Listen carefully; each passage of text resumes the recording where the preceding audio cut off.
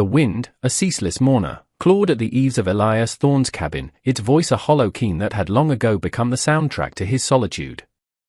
It swept down from the jagged, snow-dusted peaks of the Greybacks, carrying the scent of pine and impending winter, a chill that seeped into the very timbers of the small, weathered structure and settled deep in Elias's bones. He moved with the spare economy of a man who conserved every motion, every thought. His days were a ritual of survival, etched into the lines around his pale eyes and the set of his jaw. Wood chopped, water hauled, traps checked, the land demanded its due, and he paid it without complaint, without joy. The fire in the stone hearth was his only constant companion, its hungry crackle a counterpoint to the wind's lament. He sat before it now, turning a piece of worn leather in his calloused hands, mending a strap for a snowshoe. The light flickered, casting his shadow, long and gaunt, against the rough-hewn walls. On the mantel, a single, faded photograph in a crude wooden frame showed a woman's smiling face, a ghost of warmth in the stark room. He never looked directly at it, but its presence was a weight, a silent accusation. The coffee in his tin cup was bitter, like the memories that sometimes surfaced, unbidden, in the dead of night. He had built this cabin with his own hands, driven by a grief so vast it had swallowed his old life whole, leaving only this shell of a man on the edge of the wilderness. He had sought silence, and found it. He had sought emptiness, and it had filled him. The world beyond the tree line, beyond the whispering river, had ceased to exist for him, or he for it. Years had passed. Seasons turned, each one a little harder, a little colder.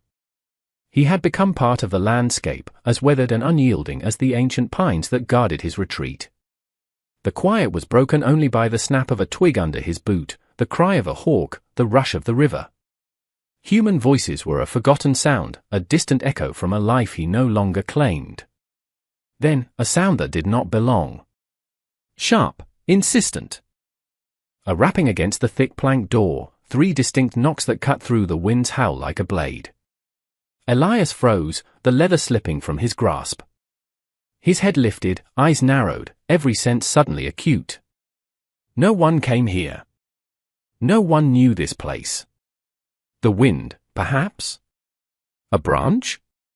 But the sound was too deliberate, too human. Another set of knocks, louder this time, tinged with a desperate urgency. He rose slowly, his movements fluid and cautious, his hand instinctively going to the hunting knife sheathed at his belt. The fire spit, a sudden flare of orange, illuminating the apprehension that tightened his features. He moved towards the door, his boot silent on the packed earth floor. The wind seemed to hold its breath. He could feel the cold radiating from the wood, and something else, a tremor of human presence on the other side.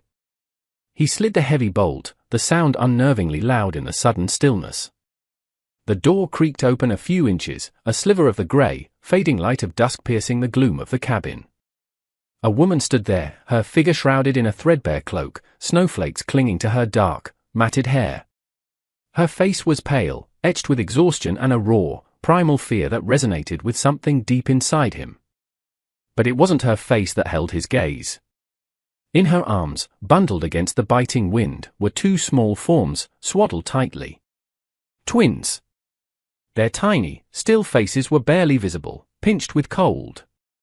The woman's breath hitched, a ragged sound. Her eyes, wide and haunted, met his.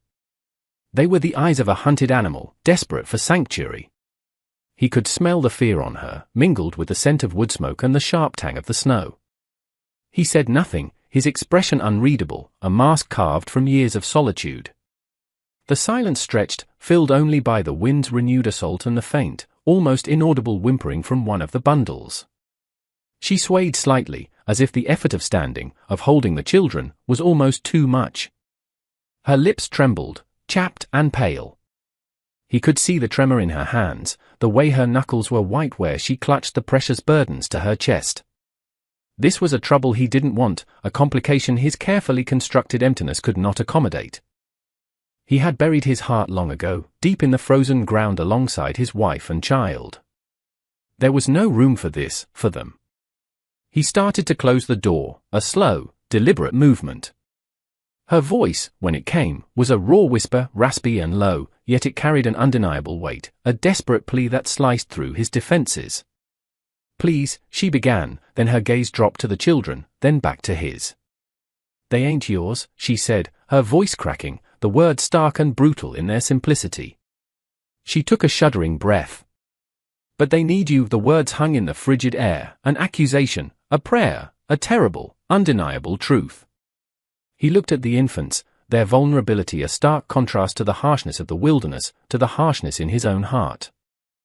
He saw not just two anonymous children, but echoes of a past he had tried to obliterate. His hand stilled on the door. The wind howled, pushing her forward, as if nature itself was urging her in. Her plea was not just for shelter from the storm, but from something far more dangerous, something that chased her through the frozen landscape. He saw it in the frantic darting of her eyes towards the darkened tree line behind her.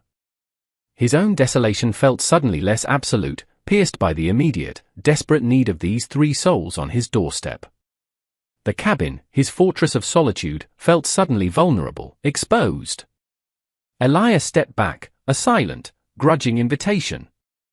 The woman, Sarah, as he would later learn her name, stumbled inside, her relief so profound it was almost a collapse. She leaned against the doorframe for a moment, her eyes fluttering closed, the twins still clutched tightly. The warmth of the cabin, meager as it was, seemed to envelop her, and a shiver ran through her body that had nothing to do with the cold. He closed the door, the heavy thud shutting out the wind and, for now, whatever pursued her. The small space was suddenly crowded, the air thick with unspoken fear and the scent of unfamiliar lives. He gestured curtly towards the hearth. "Warm them." His voice was rough from disuse, like stones grinding together. Sarah moved with a weariness that spoke of days, perhaps weeks, on the run. She sank onto the low stool he usually occupied, her movements clumsy with exhaustion. Carefully, reverently, she began to unwrap the infants, her chapped fingers surprisingly gentle. Two small, identical faces were revealed, flushed now from the sudden warmth, their eyes still closed. One whimpered softly, a tiny, distressed sound that tugged at something buried deep within Elias. He turned away, busying himself by adding another log to the fire, the flames leaping up, casting dancing shadows that made the small cabin seem even more confined. He could feel her gaze on his back, questioning, perhaps grateful, but he didn't acknowledge it. He was a man of the wilderness, accustomed to the harsh realities of survival, but this human drama, this raw vulnerability, was a terrain he had long since abandoned. He offered her a dipper of water from the bucket by the door. She drank thirstily, her eyes never leaving the children. He heated some broth, left over from his own meager supper, and offered it to her in a wooden bowl. She ate slowly, mechanically, as if the act of nourishment was an afterthought to the more pressing need of protecting her young. Silence settled between them, heavy and profound, broken only by the crackle of the fire and the occasional soft sigh from one of the twins. He observed her from the shadows, his face impassive. She was younger than he had first thought, perhaps barely out of her teens. Resilience was etched into the lines of her face, alongside the fear. She had the look of someone who had seen too much, endured too much. He wondered what horrors had driven her to his remote doorstep, to entrust her children to a stranger. The question hung in the air, unanswered. He didn't ask. He didn't want to know. Knowing meant involvement, and involvement was a path he was determined to avoid. Yet, as he watched her gently rock one of the infants, her worn face softening with a fierce, maternal tenderness, a flicker of something long dormant stirred within him. A painful empathy. The cabin, his sanctuary of grief, now held a different kind of sorrow, a living, breathing one. And with it, a fragile, unwelcome seed of responsibility. He laid out a spare blanket, rough but clean, on the floor near the hearth, a silent offering of a place to rest. She looked at him, her eyes conveying a gratitude that needed no words. He merely nodded, retreating to the shadows of his bunk, the cold comfort of his solitude now irrevocably breached. Days bled into one another, marked by the grey light of dawn and the encroaching darkness of early winter evenings. Elias maintained his distance, a silent, brooding presence in his own home. He continued his routines, chopping wood, checking traps, the familiar rhythms a bulwark against the intrusion. Yet, the cabin was changed. The air, once still and heavy with his solitary grief, now held the faint scent of milk, the soft sounds of infant stirring, Sarah's quiet movements. He found himself listening for these sounds, a reluctant awareness he couldn't suppress. Sarah, for her part, was a model of quiet industry. She tended to the twins, Lila and Ethan, with a devotion that was fierce and unwavering. When they slept, she mended their tattered clothes with thread pulled from her own cloak, her fingers nimble despite their roughness. She helped keep the cabin tidy, sweeping the packed earth floor with a makeshift broom of twigs, her movements economical, unobtrusive. She never asked for anything, her gratitude for the shelter and meager food unspoken but palpable. They ate their meals in silence, the clink of a spoon against a wooden bowl the loudest sound. Elias would place a portion of whatever he had, stewed rabbit, dried meat, a handful of winter berries, before her, then retreat to his own side of the hearth. He watched her surreptitiously. He saw the way she'd offer the best pieces to the children when she thought he wasn't looking, mashing tiny morsels for them when they were old enough to take it, her own hunger secondary. He saw the dark circles under her eyes, the persistent tremor in her hands when she thought herself unobserved. The fear was a constant companion for her, a shadow that clung to her even in the relative safety of his cabin. One afternoon, a sharp, piercing cry broke the usual quiet. Ethan, the boy twin, was feverish, his small body hot to the touch, his cries weak and distressed. Sarah's composure crumbled. Panic flared in her eyes. She cradled him, rocking him, her hushed whispers doing little to soothe him. Elias watched for a moment, his jaw tight. This was the sort of crisis that demanded intervention, the sort of vulnerability that chipped away at his defenses. He remembered another fever, another child, a memory like a shard of glass in his heart. He pushed the thought away, focusing on the practical. He went to the small chest where he kept his meager supplies. He pulled out a bundle of dried willow bark and some feverfew. He'd learned the properties of herbs from an old trapper years ago, knowledge stored away, unused, until now. He crushed the bark and leaves, steeping them in hot water. He offered the bitter brew to Sarah. For the fever, he said, his voice gruff. Sip it to him. Small amounts. She looked at him, her eyes wide with a mixture of hope and trepidation. She did as he instructed, carefully coaxing the warm liquid into the baby's mouth. Elias sat by the hearth, ostensibly mending a trap, but his attention was fixed on the small, struggling infant. The hours crawled by. The wind outside picked up, rattling the shutters, a mournful counterpoint to Ethan's fretful cries. Sarah didn't leave the child's side, her face a mask of worry. Slowly, almost imperceptibly, the child's breathing eased. The flush on his cheeks lessened. By nightfall, the fever had broken. Ethan slept, a deep, exhausted sleep, nestled against his mother. Sarah looked up at Elias, her eyes shimmering with unshed tears. "Thank you," she whispered, the words heartfelt, raw. He merely grunted, turning back to his work, but the knot in his chest had loosened, just a fraction. A small, almost imperceptible shift had occurred. The invisible wall between them had a tiny, new crack. The incident with Ethan's fever seemed to subtly alter the atmosphere in the cabin. The silence remained, but it was less heavy, less fraught with unspoken anxieties. A fragile understanding began to take root, nurtured by shared concern and the quiet rhythms of daily life.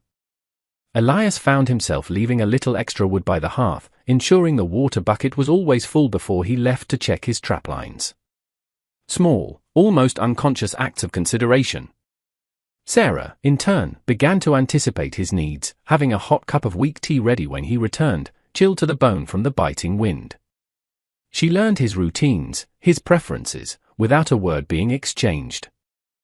She'd mend a tear in his worn coat, her stitches neat and practical, leaving it folded on his bunk.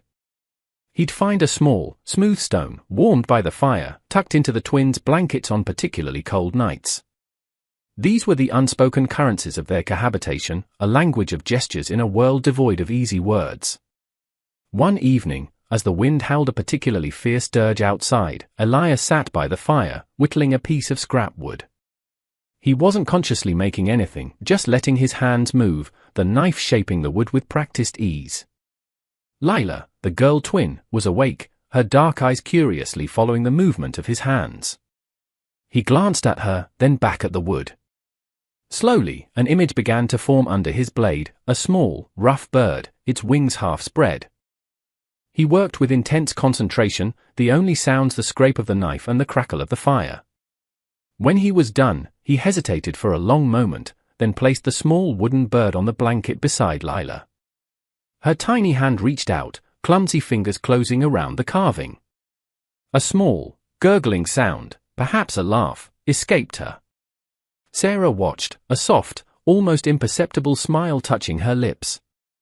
She said nothing, but her eyes conveyed a depth of gratitude that made Elias uncomfortable. He turned away, busying himself with stoking the fire, but he couldn't ignore the warmth that spread through his chest, an unfamiliar sensation. The next day, the storm broke. The relentless wind died down, and a pale, watery sun peeked through the clouds. The world outside seemed freshly scrubbed, the snow glittering.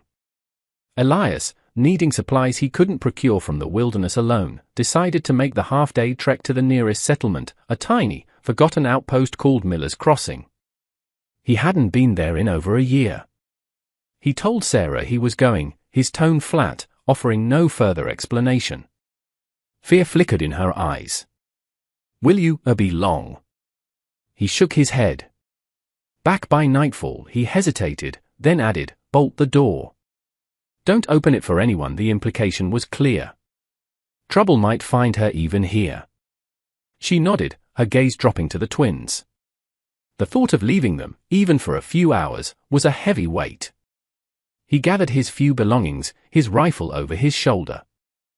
As he reached the door, Sarah spoke, her voice low. "Elias?" He paused, turning slightly. "Be careful," she whispered. It was the first time she had used his name. He gave a curt nod and stepped out into the cold, bright day, the unspoken concern a strange warmth against the chill. The journey to Miller's Crossing was uneventful, the familiar landscape both stark and beautiful under the weak winter sun. He traded a few furs for flour, salt, coffee, and a small sack of dried apples. He also bought a length of soft wool flannel, the extravagance a concession he didn't fully understand himself, only knowing it would be gentler on the twins' skin than the rough blankets they currently used. As he trudged back, the shadows lengthening, a sense of unease began to creep over him. It wasn't a specific threat, more a prickling on his skin, the feeling of being watched. He scanned the trees, his senses heightened, but saw nothing, heard nothing beyond the crunch of his snowshoes and the sigh of the wind through the pines. He dismissed it as a product of his solitude, of the new anxieties Sarah's presence had introduced. Yet, the feeling lingered. Back at the cabin, Sarah's relief at his return was palpable. She had kept the fire high, the small space warm and inviting. The twins were asleep, nestled together. She took the supplies from him, her hands brushing his briefly, a fleeting contact that sent an unexpected jolt through him. That night, as the cabin settled into its usual quiet, Sarah spoke, her voice barely above a whisper, as if afraid the walls themselves might be listening. "His name is Cutler," she said, her gaze fixed on the flickering flames. Elias didn't need to ask who he was. The fear that radiated from her was answer enough. He thinks he owns me." "Owns them?" Her voice trembled, thick with a loathing that was almost tangible. "He's not their father. Their father was a good man. Cutler, he killed him." Elias listened, his expression unchanging, but his hands clenched into fists. He had seen men like Cutler. Men who took what they wanted, who saw others as possessions, their cruelty a casual byproduct of their desires. "He found out about this place," Sarah continued, her voice ragged. "Someone in the last town, they must have told him I was heading for the mountains. He'll look for me. He won't stop." Elias said nothing for a long moment. The fire crackled, spitting embers. The wind outside seemed to whisper a warning. "He won't find you here," he said finally, his voice low and steady. It was meant as reassurance, but even to his own ears, it sounded like a vow. A grim promise. From then on, Elias became more vigilant. He checked the perimeter of the cabin more frequently, his eyes scanning the tree line for any sign of movement. He kept his rifle closer at hand. The fragile peace they had begun to build was now overlaid with a new layer of tension, a constant, thrumming awareness of potential danger. The quiet of the wilderness, once a comfort, now seemed to hold a hidden menace. Every snap of a twig, every distant cry of an animal, made him pause, listen. He was no longer just a man surviving in solitude, he was a guardian, a protector, a role he had unknowingly, unwillingly, accepted the moment he had allowed Sarah and her children to cross his threshold. The weight of it settled on him, familiar and unwelcome, yet undeniable. The arrival was as brutal and sudden as a winter storm. Elias had been splitting firewood, the rhythmic thud of the axe a familiar cadence in the cold, still air. Sarah was inside with the twins, he could hear Lila's occasional gurgle of contentment. A flicker of movement at the edge of the clearing caught his eye. Not deer, not wolf. 3 riders, dark shapes against the snow, moving with a grim purpose. His blood ran cold. He knew, with a certainty that settled like ice in his gut, that Cutler had come. He dropped the axe, his hand going instinctively to the rifle propped against the woodpile. Sarah. His voice was a harsh bark, a warning.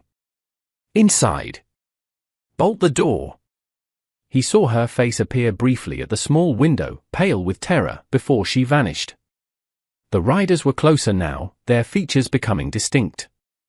The man in the lead was large, barrel-chested, with a cruel, scarred face and eyes like chips of obsidian. Cutler. The other 2 were leaner, harder, their expressions devoid of anything but a cold readiness for violence. They reined in their horses a few yards from Elias, the animals snorting and stamping in the snow. Cutler's gaze swept over Elias, dismissing him, then fixed on the cabin door. A predatory smile stretched his lips. Well, now, Cutler drawled, his voice grating, loud in the stillness. Looks like my little bird found herself a new nest. He swung down from his horse, his movements heavy, arrogant. His men remained mounted, their hands resting near their holstered guns. Elias stood his ground, rifle held loosely but ready. He said nothing. His silence, his stillness, seemed to irritate Cutler. I'm looking for a woman, Cutler said, his eyes glinting. Sarah. And 2 brats. She stole something of mine, he spat on the snow. Several things, in fact Elias's voice, when he finally spoke, was low, flat. No one here by that name, Cutler laughed, a harsh, unpleasant sound. Don't play games with me, old man. I know she's in there. I can smell her fear. He took a step closer.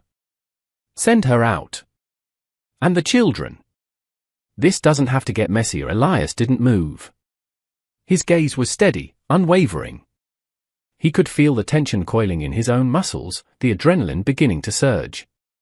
He thought of the faded photograph on his mantle, of the small, unmarked graves hidden deep in the woods. The old pain, the old rage, stirred within him, cold and sharp. You heard me, he said, his voice dropping to a dangerous calm. There's no one here you're looking for. Turn around. Ride out. Cutler's eyes narrowed. He glanced at his men, a silent communication passing between them. Brave words for a man alone, Cutler sneered. Maybe you don't understand. She is mine. He punctuated each word with a jab of his finger towards the cabin. And what's mine, I keep. He took another step, his hand dropping to the butt of the pistol tucked into his belt. The air crackled with imminent violence. The sun, weak as it was, seemed to dim. The wind held its breath. Inside the cabin, Elias could hear a muffled cry from one of the twins, quickly shushed. That small sound, a testament to the life he was now bound to protect, solidified his resolve. Cutler's patience, thin at the best of times, snapped. Enough of this, he snarled, his hand drawing the heavy Colt from its holster. Last chance, old man. Step aside. Elias didn't flinch. His grip tightened on his own rifle, the worn stock familiar in his hands. The world narrowed to this small patch of snow-covered ground, to the man before him, the embodiment of a darkness he had hoped to leave behind. "This is my land," Elias said, his voice still quiet, but with an edge of tempered steel. "These are my boundaries. You've crossed them." It wasn't a threat, it was a statement of fact, as unyielding as the mountains themselves. Cutler's face contorted with rage. "You'll regret this," he spat, and then he moved, lunging not at Elias, but towards the cabin door, intending to smash it open. Elias reacted instantly, years of solitary hunting, of reacting to the sudden movements of prey, guiding his actions. He didn't aim to kill, not yet. He brought the butt of his rifle up in a swift, brutal arc, connecting with Cutler's outstretched arm.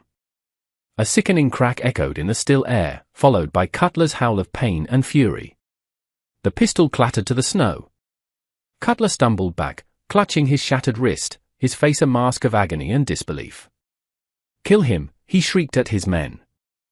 The two riders, galvanized by their leader's cry, spurred their horses forward, drawing their own weapons. The clearing erupted into chaos. Elias dropped low, firing from a crouch. His first shot was aimed at the nearest horse, a desperate measure to break their charge, to even the odds. The animal screamed, rearing and falling, throwing its rider. The second rider, more cautious, fired wildly, the bullets thudding into the cabin wall or whistling past Elias's head. Elias used the woodpile as cover, moving with a speed and agility that belied his years. He was no longer just a grieving recluse, he was a defender, fighting with a cold, focused rage. He sighted down the barrel of his rifle, the world reduced to the front sight and the figure of the advancing gunman. He squeezed the trigger. The man cried out, clutching his shoulder, his pistol falling from his grasp. He slumped in the saddle, then toppled sideways into the snow. Inside the cabin, Sarah huddled with the twins, her body a shield over theirs. She could hear the gunshots, the shouts, the terrifying sounds of violence unfolding just feet away. She prayed, a desperate, silent plea to any god that might be listening. Elias rose, his gaze locking onto Cutler, who was now scrabbling in the snow for his fallen pistol with his good hand, his face contorted with pain and hatred. The first rider, thrown from his horse, was trying to get to his feet, dazed but reaching for a knife.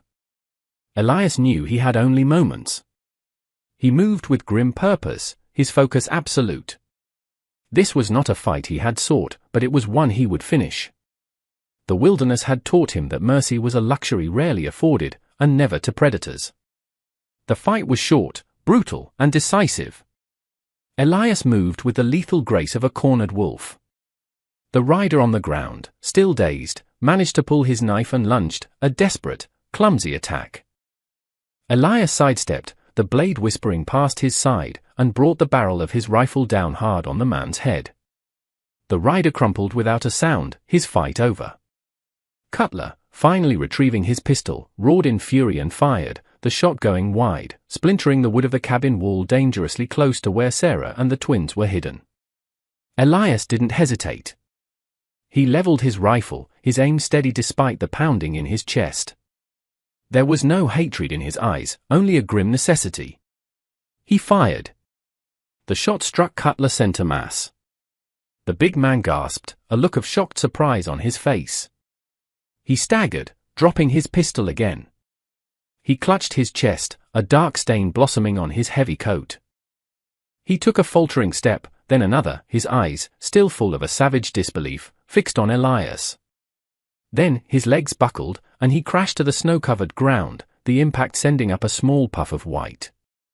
A terrible stillness descended, broken only by the ragged sound of Elias's breathing and the soft whimpering of one of the twins from inside the cabin.